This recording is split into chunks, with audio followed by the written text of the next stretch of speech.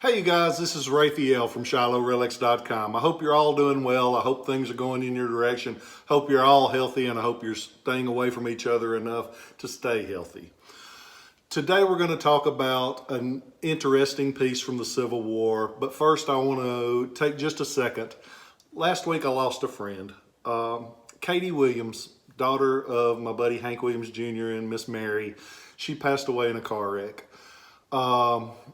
And I went to the service and they mentioned something. She had a clothing line, and on one of her shirts, she did inspirational shirts because she was always, I never saw her when she wasn't smiling. I never saw her when she wasn't upbeat. And she had a shirt that said Cultivating Kindness. And you guys that watch these videos, you know, I tell you every time to please be kind when you get a chance. And I never knew that her shirt said basically the same thing. So we're going to cultivate a little kindness today, and we're going to talk about a little cultivating tool made from something from the Civil War. First, we need to talk about this that's in front of me. During the early days of the Civil War, they didn't have arms for everybody. And a lot of the times, one of the arms that they decided they were going to try to arm people with was a pike. And pike is basically just a spear. And that's what they used. And this style was made in Baltimore. And it was made because on April 19th, 1861, some Massachusetts boys came into Baltimore to be sure that those people in Baltimore didn't get unruly and out of line and riot. So they were going to squash the rebellion before it started. Scared everybody that was in Massachusetts that did not want to be part of the Northern government.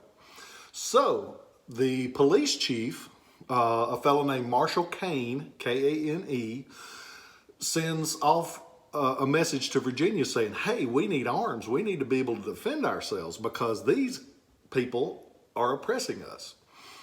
Virginia sends them 2,900 muskets, and they also decide, well, we need something else to defend ourselves. So Marshal Kane contacts a wealthy guy from Baltimore. His name was Ross Winans, Winans.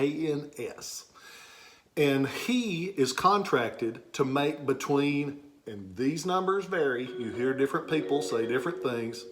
That's the order line, gotta go take it, be right back.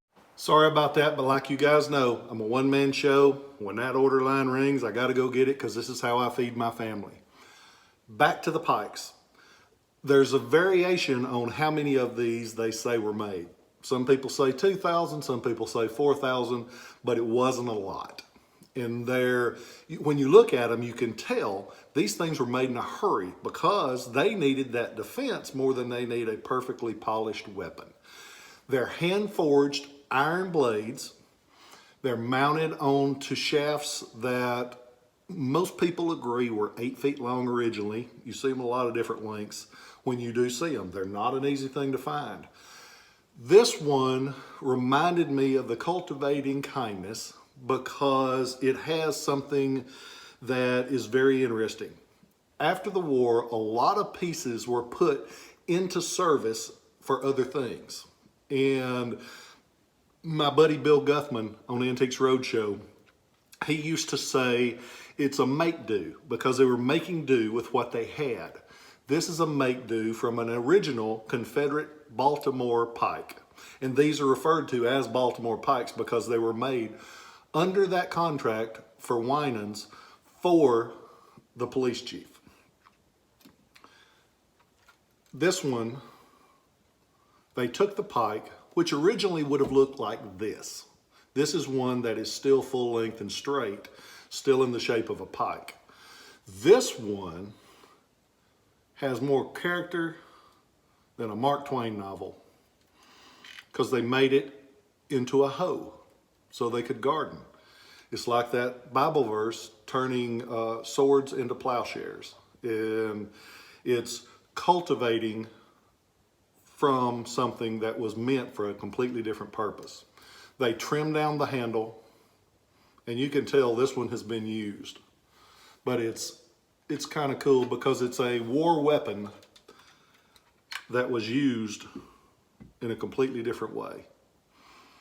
They were cultivating with this. There's something neat. If you get a chance, do a little research on them. They're an interesting Confederate piece. They are one you don't see very often. I've got several pictures. This one is sold. It's actually going to a pastor that collects history, and he had to have it because of the biblical reference of turning swords into plowshares.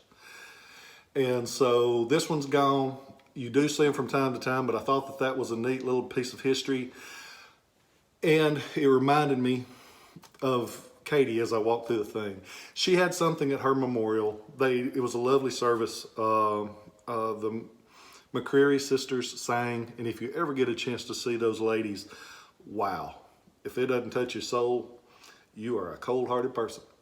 They're wonderful ladies that just sang like angels. But in the program, it had one of the last posts that she posted on there, and it's something that might make you think more. And if you give me a second, I wanted to remember it, but I just couldn't, so I'm going to read it. She posted on March 5th, 2020, one of her last posts. Be present because this life is not promised. I took years for granted, and now I'm trying to soak up each and every precious moment, good or bad. Give your loved ones your love and your kindness. This life is too short, and we all have so much to give. I hope that each one of you, when you get that chance, that you are kind.